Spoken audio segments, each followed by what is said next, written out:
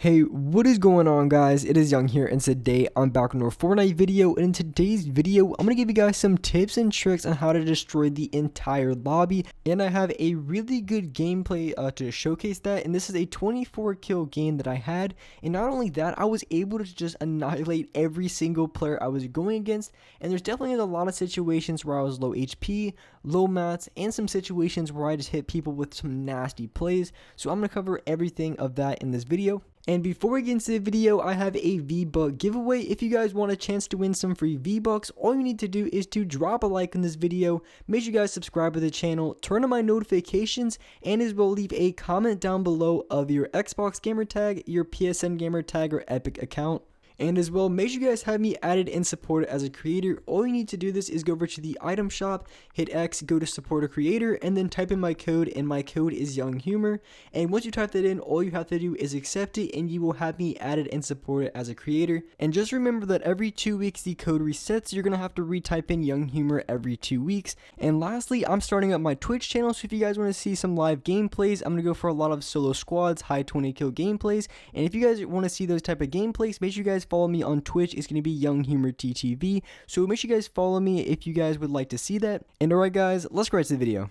Alright, so in this video, I went off pretty hard on a lot of players. I ended up dropping 24 in this gameplay, and I want to be talking through this gameplay and explain exactly what I did in order to destroy this many players, and as well how you guys can do the same thing as well. So starting out, I had a really nice play on that player, and I caught him completely off guard with that edit play, and it was definitely something that he wasn't expecting.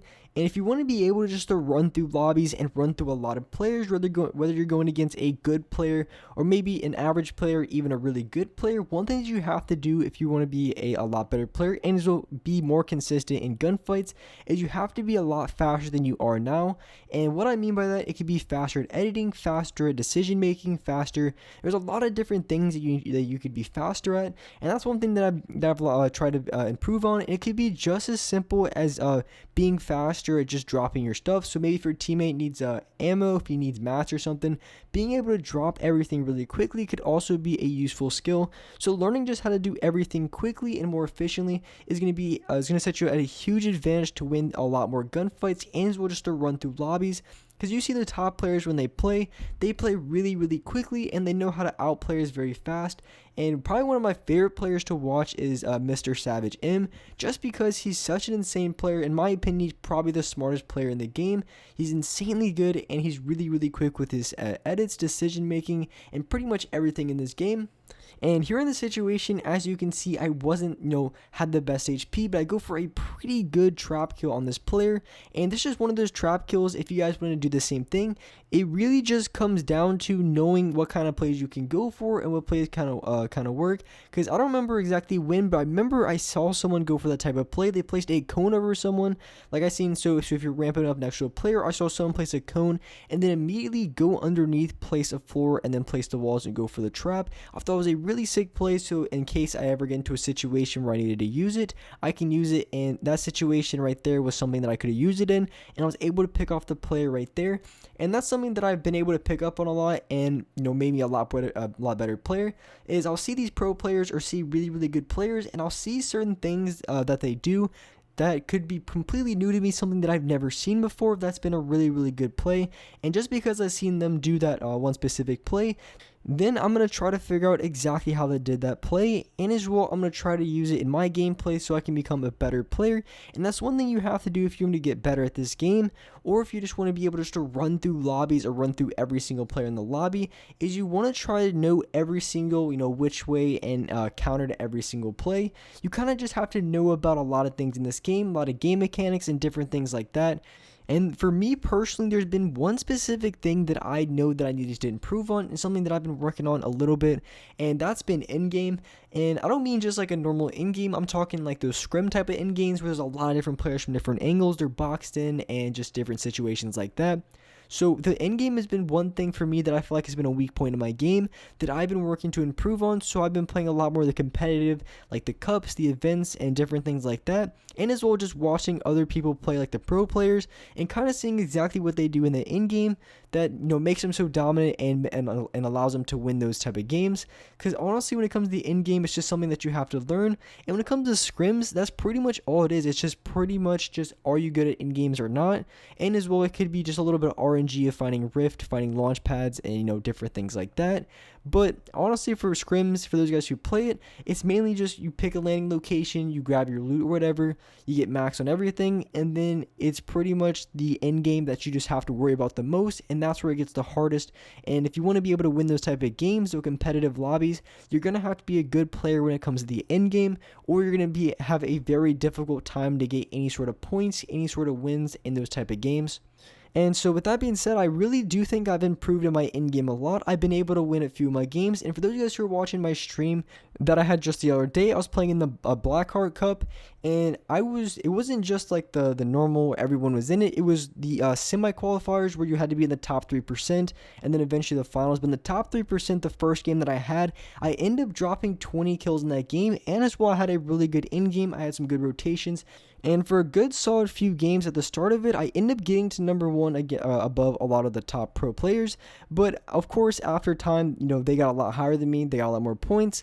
But starting out, I had a really, really good game. I had 20 kills and I had a pretty good in game. But when it comes to getting better and being able to dominate in the most amount of lobbies, I would personally say editing is one of those things that's probably one of the most important things if you want to be able just to run through a lot of players.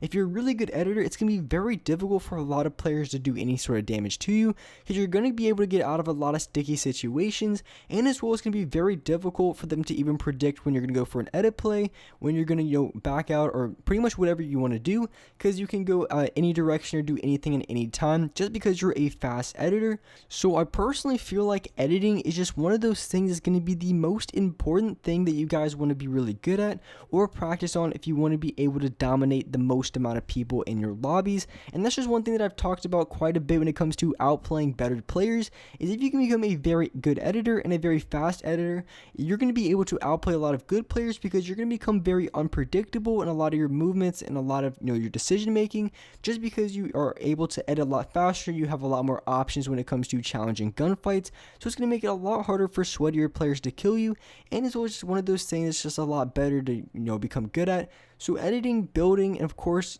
being able to win gunfights, hit your shots, stuff like that is going to be the most important things to work on if you want to become dominant in your lobbies. And just in this gunfight right here, you guys can see how quickly I'm able to run around this player and do different things. And I'm going to hit this guy all the way to 20 HP. And when I talk about being able to play faster, that is going to be a perfect example of playing fast.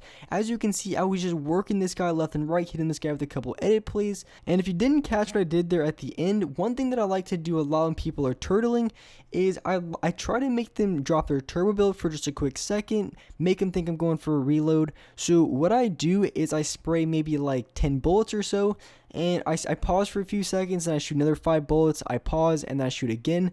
So basically what I'm doing is I'm trying to make them think that I'm going to go for a reload or just something that's going to stall me for a little bit of time, just so they drop their guard a little bit, and so they drop their turbo build, so I'm able to get control of their wall or just get inside of their 1x1.